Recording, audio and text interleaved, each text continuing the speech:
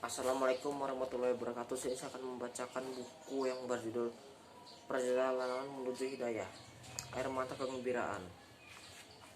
Ahmad bin Harb mengungkapkan, ada di antara kita yang memilih tempat berteduh dari sinar matahari, tetapi tidak memiliki surga sebagai tempat berteduh dari neraka.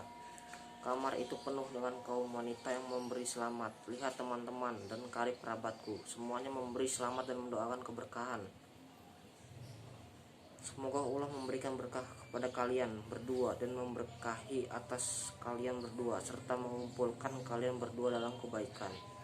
Masing-masing mendoakan agar kami akur dan memiliki keturunan yang soleh. Beberapa menit kemudian, aku duduk seorang diri menunggu siapa lagi yang akan datang. Air mata mengalir dari kedua mataku ketika aku teringat ibuku, kalau ia mendoakan agar aku mendapatkan suami yang soleh.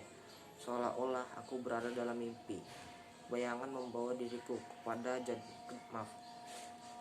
kejadian beberapa tahun yang lalu. Pada pagi itu, mana ibuku? Kemana ia pergi? Tanyaku. Suaranya terdengar lebih keras dari besar tubuhku.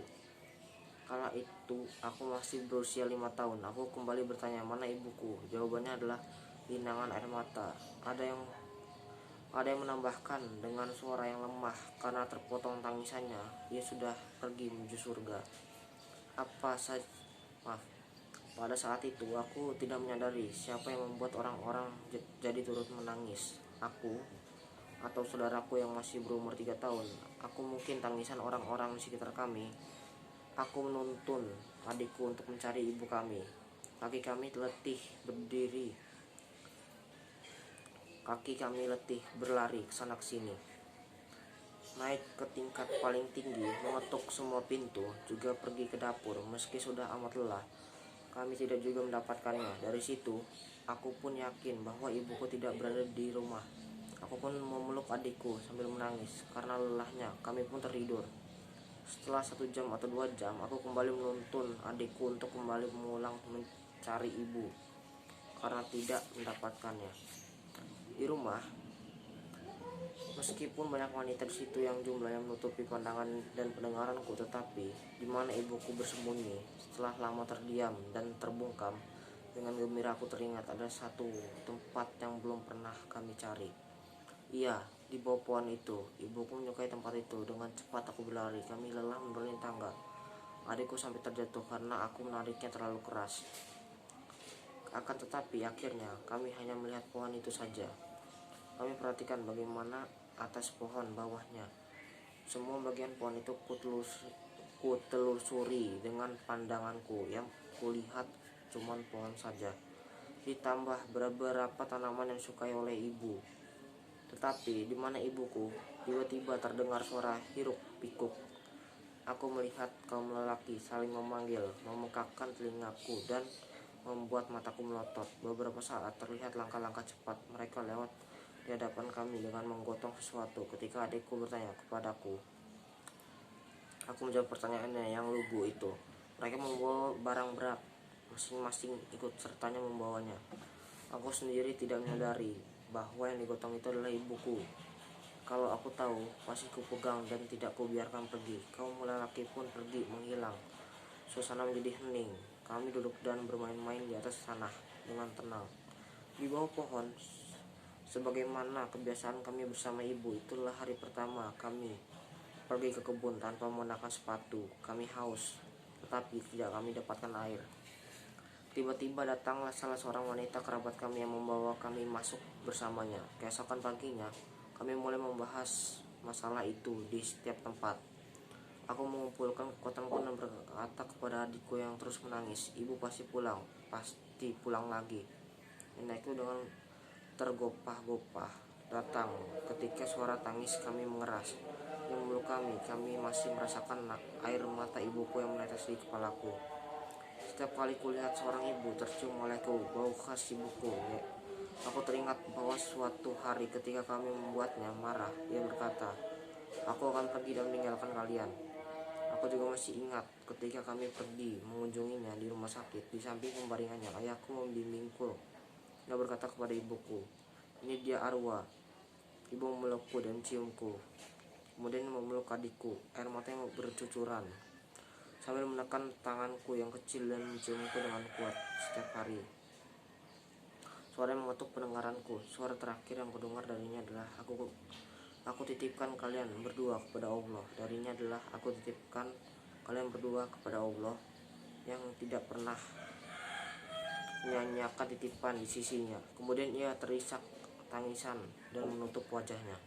Mereka mengeluarkan kami dari kamarnya, sementara kami terus menangis berlinang air mata. Kami pun mulai pindah dari rumah yang di dalamnya terdapat ayah, ibu, juga saudara.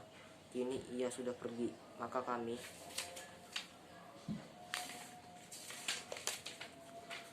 kami pun pergi. 5 tahun kemudian, aku kembali ke rumah ayahku, datang dari rumah nenekku. Aku dan juga adikku. Orang yang pergi karena kematian tidak dapat diharapkan akan kembali. Meskipun orang yang pergi melakukan perjalanan akan selalu kembali, tetap ternyata ada seorang wanita di rumah ayahku. Ini adalah Asma. Berilah salam kepadanya. Ia bukan ibuku, tetapi ia adalah wanita yang paling baik bagi ayahku. Ia memperhatikan pendidikan kami dengan yang terbaik. Ia juga bertekad agar aku menyelesaikan studiku. Ia memulai dengan menganjurkan diriku menghafal Al-Quran, memilihkan teman-teman yang soleha untuk diriku, menyiapkan segala yang aku inginkan dan yang adikku inginkan. Bahkan lebih daripada itu, terkadang kami sering membuatnya marah.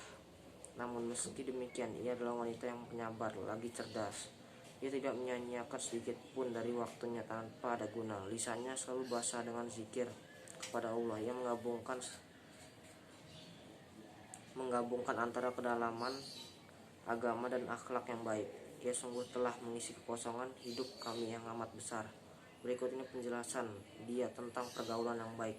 Ketika suatu hari aku mengajakkan pertanyaan kepadanya, kenapa Anda berbeda dengan ibu-ibu tiri yang lain? Di mana letak kezaliman dan perilaku buruk yang biasa dilakukan para ibu tiri itu dalam dirimu?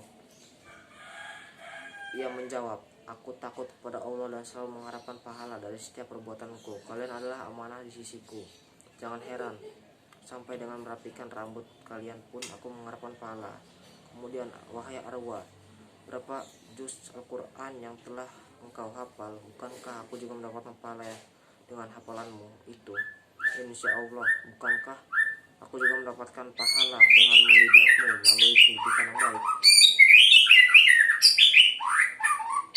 Semua yang kulakukan adalah demi mendapatkan keridhaan Allah.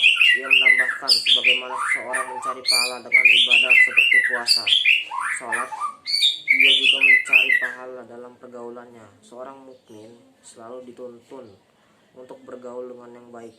Wahai putriku, tetapi kami telah melelahkanmu, bahkan menyulitkan dirimu. Potongku, wahai Arwah, setiap pekerjaan pasti membawa kelelahan dan kepayahan. Surga itu mahal. Bukankah engkau mengetahui bahwa untuk sholat dan melakukan haji seseorang juga harus merasa lelah? Allah berfirman, barang siapa yang beramal kebajikan sebesar biji zarah pun, ia pasti melihatnya, dan barang siapa yang beramal keburukan sebiji zarah pun, ia pasti melihatnya. Surat Al-Humazah ayat 7-8. Adapun kezaliman para ibu tiri yang engkau ketahui, wahai Arwah, tidaklah berlalu tanpa berhitungan, bahkan akan mendapatkan perhitungan yang berat. Apa dosa anak yatim sehingga ia dizalimi? Atau apa dosa anak kecil sehingga ia diperas? Kezaliman akan menjadi kegelapan di hari kiamat nanti. Aku berkata kepadanya, sedangkan perasaan terbaru mencekik leherku.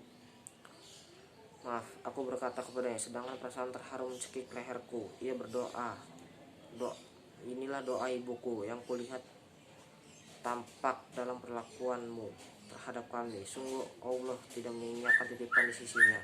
Tiba-tiba pintu rumah diketuk. Ibu tiriku masuk dan memberi salam kepadaku serta mendoakan keberkahan bagiku. Aku mencium kepalanya. Bagiku, ia lebih dari segalanya. Ia adalah profil bagi orang wanita muslimin. Ia adalah profil bagi orang wanita muslimah.